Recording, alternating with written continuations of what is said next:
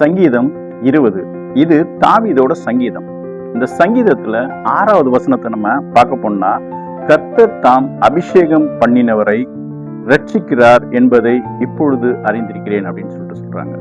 இந்த தாவீது அழகா இந்த காரியத்தை சொல்றாரு.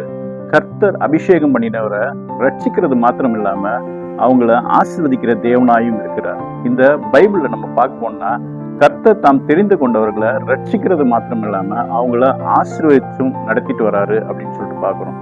சாமுவேலை பார்க்க போனா எந்த விதமா அவனை ஆசீர்வதித்தான்னா, தேவனுடைய ஆலயத்திலேயே அவன் வளர்ந்தான். தேவனுடைய சமூகத்திலேயே எப்பொழுதும் அவன் இருந்தபடினால ஆண்டவர் அவனை ஆசீர்வதித்து அவனை நியாயாதிபதியா ஆக்குறாரு. அவனை தீர்க்கதரிசியா மாத்துறாரு. ராஜாக்களை அபிஷேகம் பண்ற ஒரு ஆசாரியனும் அவரை மாத்துறாரு.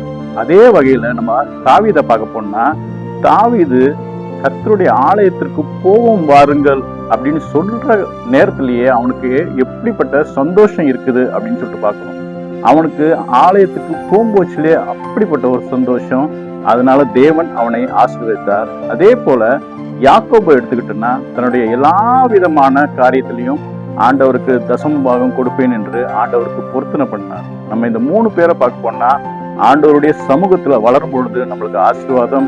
ஆண்டவருடைய சமூகத்துக்கு போவோம் வாருங்கள்னு சொல்லும்போது நம்மளுக்கு இருக்கிற சந்தோஷத்தினால ஒரு ஆசீர்வாதம்.